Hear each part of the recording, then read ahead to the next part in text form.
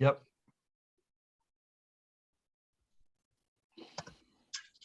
Hello, everyone. So this is my testimony, and yeah, I hope I can keep it together. It's definitely an honor to be here with all of you and to share my story, and I thank you all so much for listening. I'm trying to look right at you, but I do have it written down. I am so very grateful to have each one of you in my life, and I believe that God has led me here to meet you all and to know all of you, and so we can fulfill a greater purpose together in my own life and together as a group. I'm so grateful to our Lord who has brought us all together for all the incredible blessings we have experienced and will continue to experience together. For those who might hear this from outside this group, I want to tell you there's no membership involved in being part of this Rosary family. It's just a place to pray together by simply logging on to the link.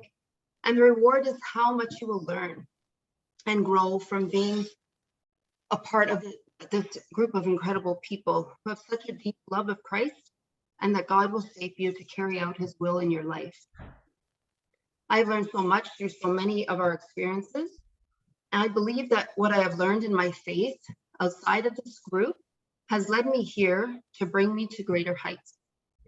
Within the past year, I feel that I have said yes to God's calling more frequently than ever before, such as consecrations together, to our Mother Mary, to St. Joseph twice, and most recently, the incredible experience of the 40-day bread and water fast that many of us did as a group, and I did with Johnny as well, along with all of our discussions, our book club readings, and doing the Bible in a year together, and saying yes at the beginning when I heard about joining in prayer with this group at Piano, just over a year ago. As we know, God says in the Bible, when two or more are gathered in my name, I am there in the midst of them. Although it is great to spend time alone in silence and prayer with God, praying as a group adds another level of increased power through the Holy Spirit. And we have seen this to be true in many of the intentions that have been answered through our prayers. So I hope my testimony will actually help anyone that might relate to my experiences or may need to hear my message of hope and faith. I feel that my spiritual life has been like a reference in the Bible, references in the Bible to those who moved with haste. And what I mean by that is that it's like a game you may have played as a child where someone hides something and you have to go and seek it, and then they tell you, you're getting warmer, and then eventually it's hot when you find it. I'd say that relates somewhat to my religious life in all the years prior to leading me here. I was maybe lukewarm for a long time, but always felt a little bit warmer than that. I guess it's because for many years, I attended Mass, mainly Sunday Mass as a child, and then had years of being part of the church choir on and off, depending on what was going on in my life at the time.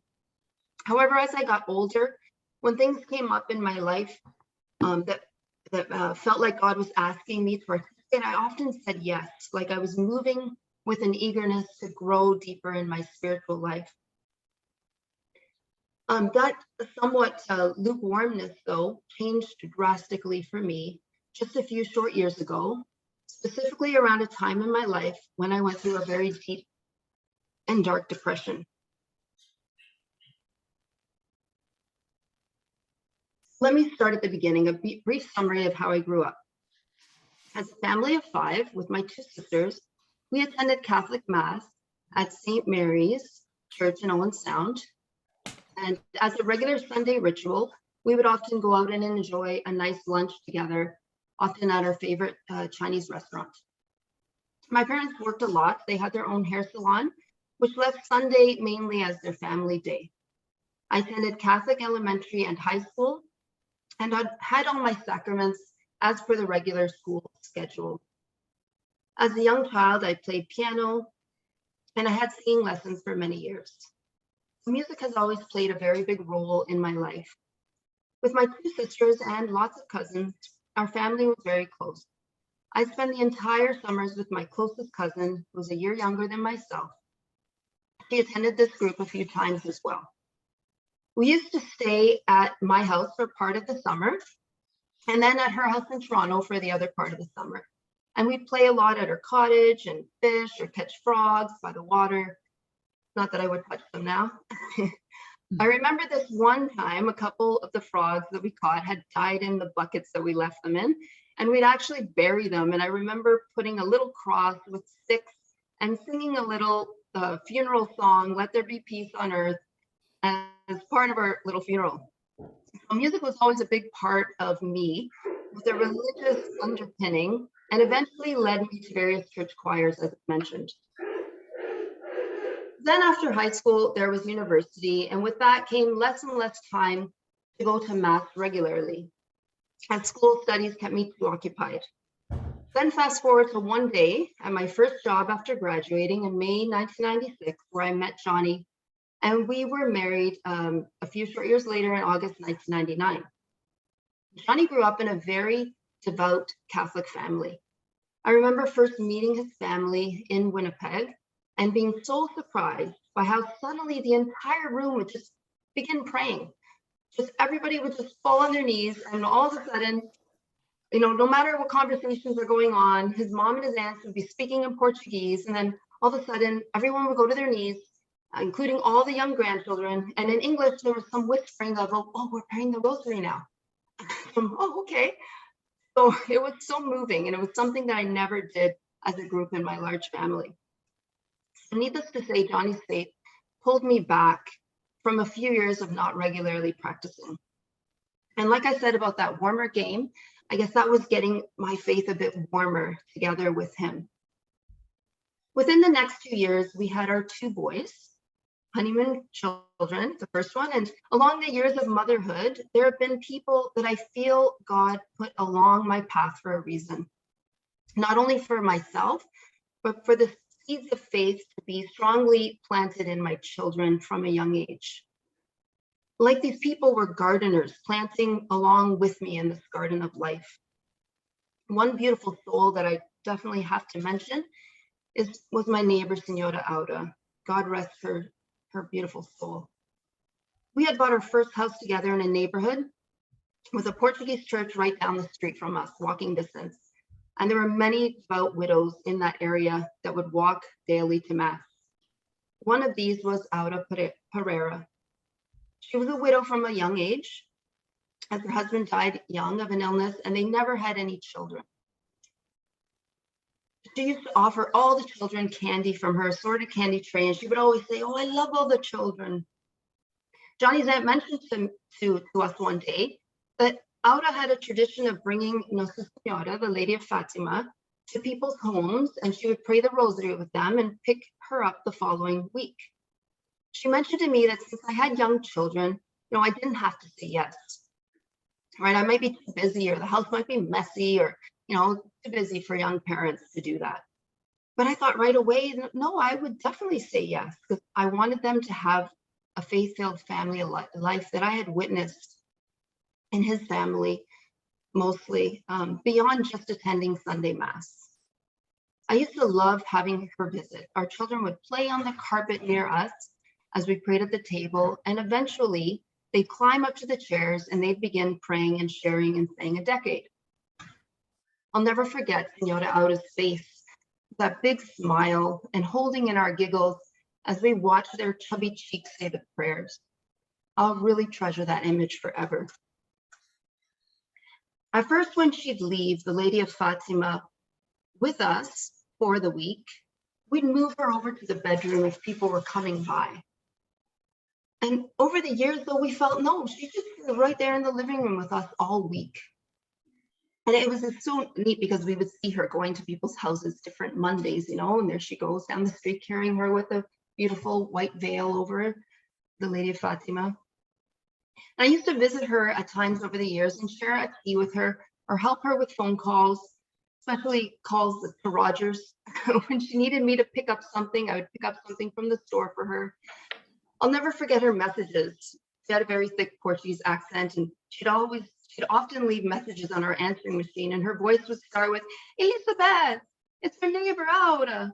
And then the rest of the message was this fast Portuguese until she'd realize all of a sudden she was speaking her own language. And sometimes I'd have to ask Johnny what she said, because the Portuguese part was so long and the English part was just a few seconds. And in her house, right at the front entrance, is where I first saw the image of the Divine Mercy. I thought at the time that it was a pretty painting. I didn't really realize the significance back then. It was only recently, within the past couple of years, that I've learned the power of the Divine Mercy Chaplet through this group. Before she passed away, I used to visit her many times in the hospital until the last days, when she just lay on the hospital bed and there was a rosary draped on her pillow. Perhaps she was unaware that I was there, but I felt like she knew when I placed my hands on hers, wishing her a peaceful goodbye. She was really like an angel sent to us in our home to help guide my children on the right path. And she is one of the first people that I'd be so thrilled to see when and if my time comes to be in heaven, God willing. Years later, I realized that I had the same picture of the Divine Mercy as hers. I received it as a wedding bomboniere when, and I sadly kept it in the box for so many years. So finally, some years ago, I actually took it and I hung it on my wall. And this was actually a couple that had given this to all the guests at their wedding in 2005. A few school years later, my boys became altar servers. My older son served first, and then my younger son joined him even before having his own first communion. So Jesse was first and Elliot followed. I was so proud of them. I'd hear them ringing those bells in mass as I nervously waited to make sure that they didn't forget. And I was also so proud watching them in school masses. They would help the priest because there wasn't many other children that knew how to altar serve. They also trained some other young children in the church along the way. What a blessing. Now they're all grown up, 21 and 20 years old. And although I'd love to see them more involved in the church again, I trust that Jesus will be ready for them when they are ready. They did surprise me not too long ago when I was watching the movie Our Lady of Fatima. I was learning things about the apparitions that I didn't really know. And they said to me, "We know this story already." And I didn't know, how? Well, Tatia used to tell us the story. Her name was Aurora, and that's what they called her, was Tatia, and she was a Portuguese after-school babysitter who lived down the street from us. I was told by other mothers in the area, if there's any babysitter you want, that's the lady. There was one day that these two children were being sadly deported to Brazil, and I ran to her house and knocked on the door, and I asked her to be their babysitter, and she took them in. And they were the only two boys with all little girls.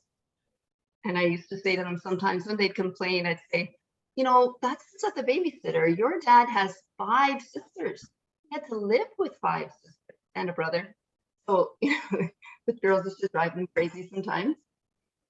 So anyway, Tia would read them, different stories, and she taught them all about Our Lady of Fatima in the story. She used to pray with them for protection as she took them anywhere in her minivan as well. It's funny because we mentioned this yesterday, and I had included this in my testimony already. As Father Calloway said about the Filipino women, that if you're with them long enough, you'll become religious and start praying too. Well, the same pretty much applies with Portuguese women. And God helped us find our first home right there, predominantly in a Portuguese neighborhood, steps away from a Portuguese church. Well, what has led me to do this testimony? I think it's because what I went through was so life-changing. I want to be able to help others as a result of what I experienced if they need. Things were pretty normal, and maybe it would stay that way for a long time, just warm in our faith, but not warm enough if I hadn't been what I went through. What also encouraged me to take a turn at our Testimony Tuesday was after hearing just the other day, I recently started listening to St. Faustine's Diary in a Year podcast. And on day 4, it was mentioned how at the beginning of her ministry, she was in such torment from the evil one. She actually felt that she wanted to die. She was being led to these thoughts by the evil one, trying to push her away from God and making her doubt her worthiness, which led to a state of depression for quite a while. And I've heard a lot of other stories of saints too going through such torment. So after hearing that, I thought, I think it's meant for me to share my story. At one time, I would have been extremely embarrassed to share this story with people outside of a therapist. But I realize now that God takes away our shame and replaces it with the power to be his witnesses as a way to evangelize. While I'm not by any means an expert on mental health, I do believe that it has a lot to do with just that, the evil one trying to break you, as St. Faustina experienced. As I said, some saints went through it as well. Padre Pio also went through horrible torment in his beginning years as a priest. However, depression can kind of be looked at on a more positive note, as kind of a factory reset, a purification, or a complete rest that maybe your body and mind needs, maybe a break from who you are, perhaps necessary to refine you into a better you. Well, I'm not going to go into all the details of what led me into depression. Somewhat of an explanation is needed because it's all tied together. I'll just say that it had a lot to do with losing a job that I had enjoyed for many years due to a company-wide reorganization. I had many pay increases because my boss, she really liked me and she was fabulous and she rewarded me for my work, my hard work, but she was forced into early retirement. And the new management ended up coming along and wanted to save money by letting lots of overpaid managers go. There was a year-long reorg, and unfortunately, shocked as my department was, I was one of those people that was let go. So that came at a time when we had decided to move from our starter home. We had been there for 14 years and we were in a semi, and we decided to move into this large detached home, which was our dream home. But it came with a much bigger mortgage and a lot of pressure of needing to work that took many, many, many months and lots of rejections after we moved here. And I began to question if my career was no longer the right choice for me. Since I wasn't working when we had closed our home, from the time that we bought it to the time we closed, it made the closing process extremely difficult, that we got so close to not even getting our home. The lawyer had never seen such a stressful closing process. We had to leave our home because the new people had to come in. We had to put all our stuff in storage. We moved in with my parents for a few weeks. We drove our boys to school from Richmond Hill to Mississauga daily until our home finally obtained approval. And there were a lot of hoops to get through. We had kept praying the whole time that God would fix all of those roadblocks that kept happening. And by his grace, it all managed to come together.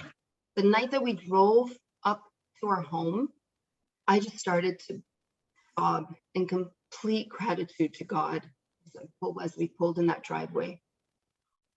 But that struggle continued because I started feeling depressed at home, not having a job, out of work, unpacking all those boxes that were in big piles all around me. I started to become very resentful of our decision and what felt like we had made the wrong choice at the time. I missed my old neighbors because we had lived there for 14 years. I barely ever went outside. I didn't meet anyone in my neighborhood for almost 2 years. Like when I would meet people, they'd say, "When did you move in?" It's like, 2016. And it's like, it's 2018, 19. They're like, "Oh, I've never seen you before." So anyway, I started to go to daily mass at St. Peter and Paul at lunchtime, and I'd pray in front of the statue of St. Jude after mass, just begging to find work. It was from October till about April when I finally found work. So there was one day after an interview, I didn't sleep at all the night before. I didn't know what was happening to me. I just felt like I was in a funk. I actually managed to get through that interview, and I got a second interview. I was so incredibly nervous for the second because I had to get this job because the mortgage, the payments were piling high and the pressure was on Johnny. Then one day, then after that second interview, I got the job. I didn't sleep until about 4 a.m. the night before. I prayed the entire way there and I couldn't even drive. Johnny dropped me off.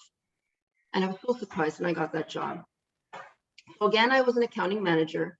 At this time, it was for a job that I grew to take text.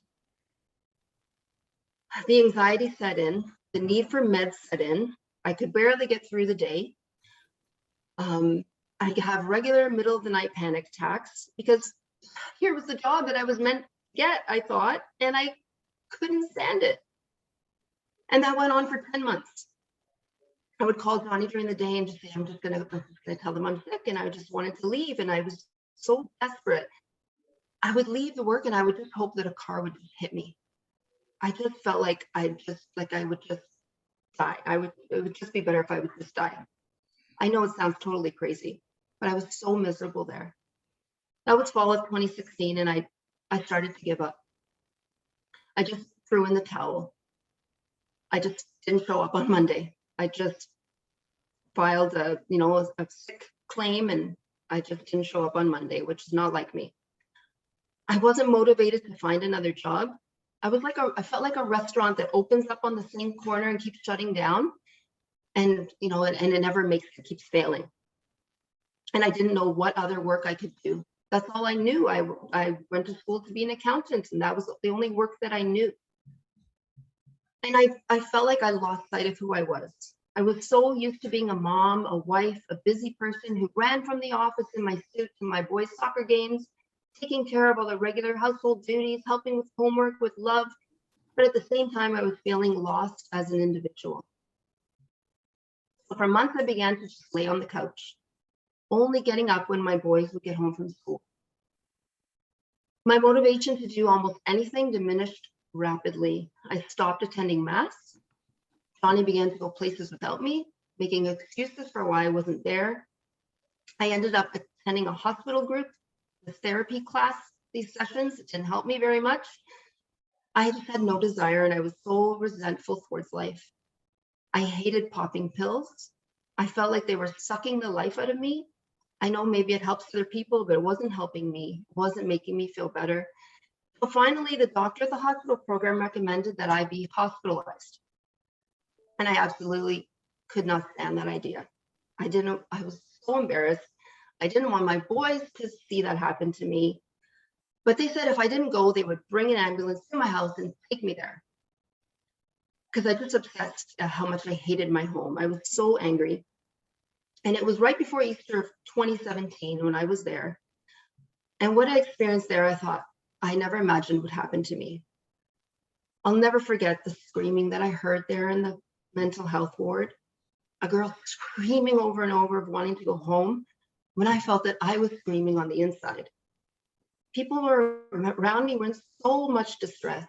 They were either screaming or they were just staring into space. They don't let you keep your phone. And yeah, fine, you can give up your phone, but when you're in that kind of a situation, you feel like you have no contact with the outside world. There's just a phone in the hallway that you have to share like you're in a jail. I couldn't even bring my blow dryer. To me, my parents were hairdressers, it was a big deal for me. Anything with a cord is prohibited. A friend of mine was having a baby any day, and I wanted so badly to get out, and I kept telling the nurses I didn't belong there. All I could think was, I'm a mom. My boys need me at home. What good was I there all locked up? It was only like a couple of weeks, but it felt like it was so much longer. By Friday of that week, they let me go home actually for a few hours on Saturday. When I was at home, I actually sat on Excel and worked on our taxes. I needed to get our stuff done. I definitely wasn't a person that needed to be hospitalized. However, they decided to admit me because I wasn't getting better, and the doctor felt that was the only way I would snap out of my depression. So back I went, and I brought my rosary with me. And because it's a string, I had to hide it under my pillow at night. And they'd walk through the room with a flashlight a couple times in the night. It was so disturbing to have a light shining in your room in the middle of the night. Finally, a few days later, they released me. I felt like I was released from prison. And I just felt so sorry for the people there.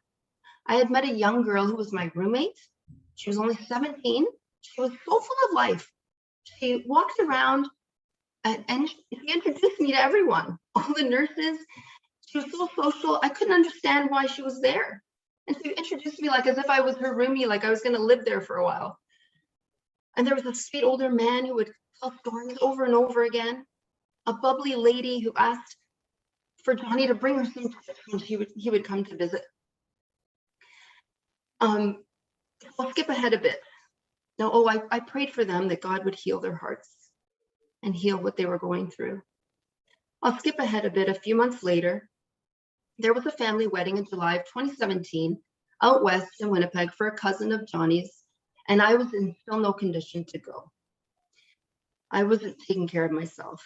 Johnny went with our boys, which saddened me so much to not be able to go on a trip with them.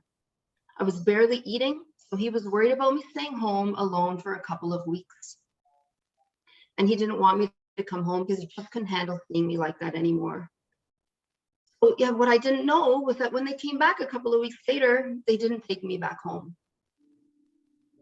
But barely eating changed at my mom and dad's. My mom was determined to keep me eating as much as possible, that I ended up gaining about 40 pounds in 7 months. She used to not only give me healthy food, but she would also get me a coffee in the morning and a whole box of donuts. And I'd end up eating all of them when I would barely ever eat a donut. Now, if I thought I was depressed before, well, now being kept away from my boys and Johnny for almost 7-8 months pushed me so deep over the edge. But it also ended up being exactly what I needed to pull me from that deep and utter despair. I cried uncontrollably every day. I lay in bed for so many months that eventually my teeth, my jaws ended up shifting, and like they wouldn't connect. My bottom jaw just caved in. I eventually needed braces.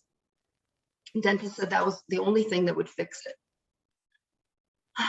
So I drank only about 1 or 2 water bottles a day. My hair literally began drying up, falling out in huge handfuls when I'd wash it.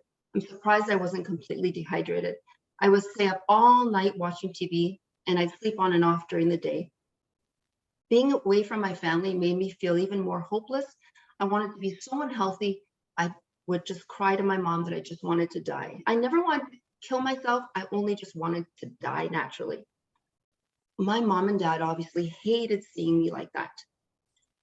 I don't even want to tell you how many days I'd go without washing my hair. I had my dog with me. This was the only thing that got me out of bed, to feed her and take her outside. She was my little angel. Again, fast forward months later to fall of 2017. I had been dropped off there in July. My sister had been trying to take me to a therapist, one of my sisters, and I did go to one, but I didn't click with her. She was just, I felt like she was very judgy.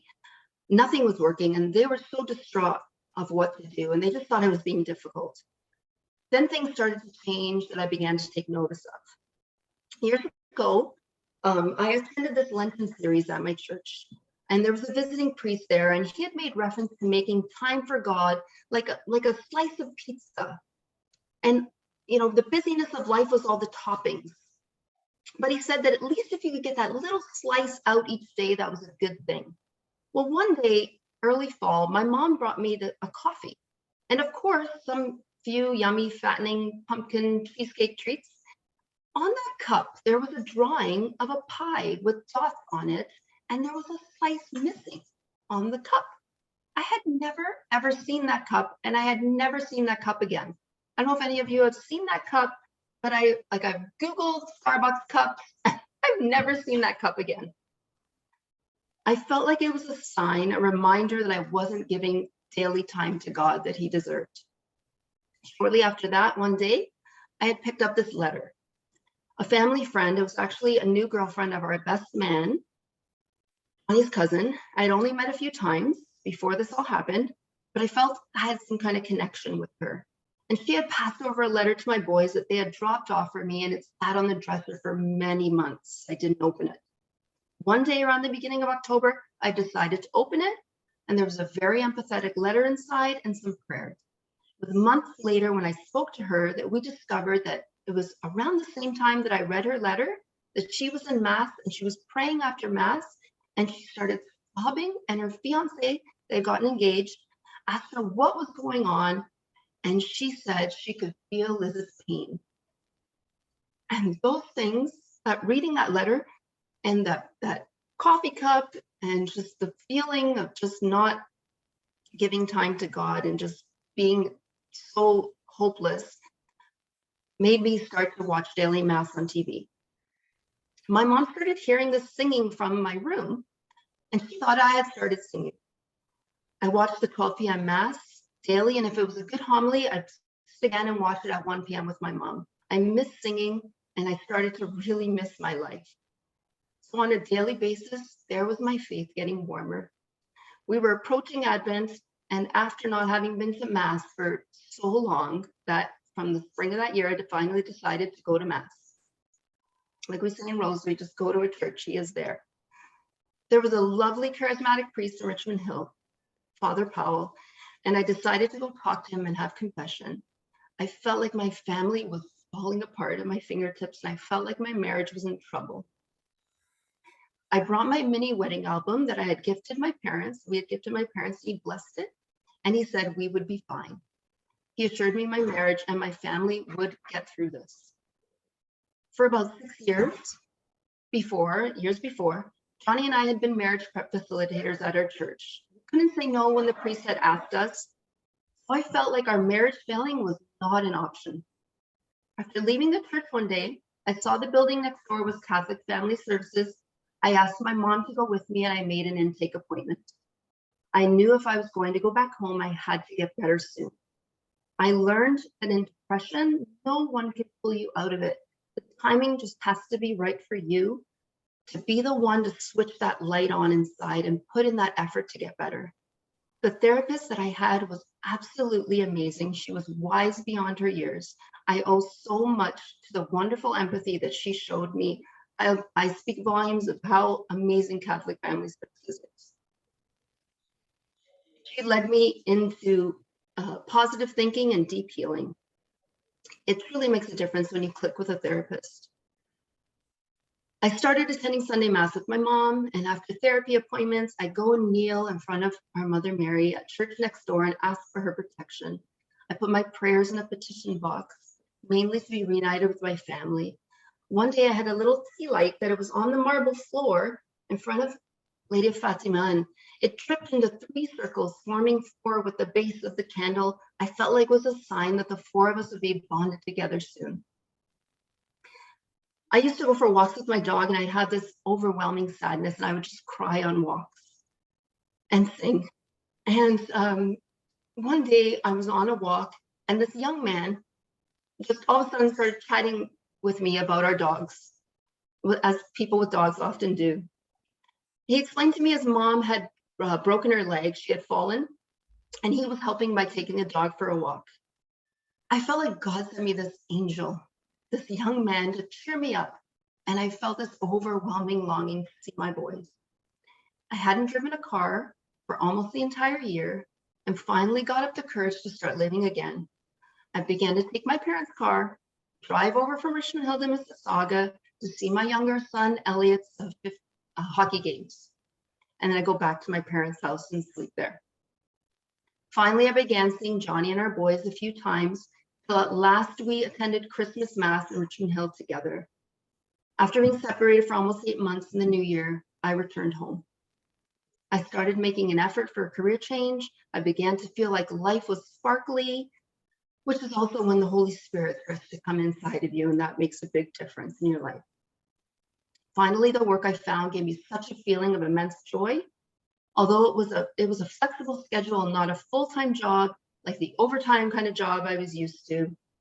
Not the same kind of pay, but the joy surpassed the stress and the unfulfillment that was going along in my previous work life.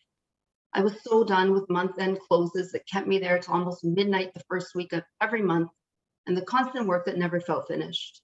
What I did know is that God gave me the strength I needed when I needed it, and through my faith in him, there was a glimmer of light that got brighter and brighter. That year, my parents felt like there was a Christmas miracle that took place. One night, my dad had a vision in a dream that he saw Mother Mary, and she told him I was going to be fine. few more things. Johnny has an aunt that called him months before, and she's very spiritual, and she felt like something was wrong with us. She also saw Mary telling her to call Johnny. She called him. He tried to hide it from her, but she insisted that something was wrong. She felt something was wrong. Later on, she helped us along the way. She introduced us to these charismatic women that prayed over us individually and spoke in tongues. I remember them telling me to pray for Mary to intercede for my boys and to heal our family. That led me to purchasing my first beautiful statue of the Immaculate Heart of Mary. I went with my mom and bought her. The same way that I didn't know how I would get through a 40-day fast is the same way that I know God gave me the strength to get through the darkest experience that I have ever experienced. If there's anyone listening that may be going through a dark and lonely time where you feel that no one knows what you're going through, I can tell you that any little glimmer of hope, any little small light inside yourself is all you need to get you towards a path of recovery. I know medication's an option, but it wasn't one, like I said, that worked for me. It made me feel horrible. All I needed was to truly place my life in God's hands by placing him in the center of my heart. I often feel that what I went through was for a purpose. Maybe I still have to discover it. Maybe I can help others who are going through a struggle with depression. I am open to talking about it if I'm ever asked from someone. I feel that God will not only catch you when you fall, but will also teach you to fly when you place your trust in him. Like I mentioned at the beginning, St. Faustina was being pushed by the evil one into thinking she was not doing enough for God. She started to doubt herself and fell into misery. She was led to having a spiritual director. Much like this Rosary group is kind of a spiritual journey. There's greater power in numbers, and I believe it is definitely true in praying together as a group. Never forget, God knows you're enough.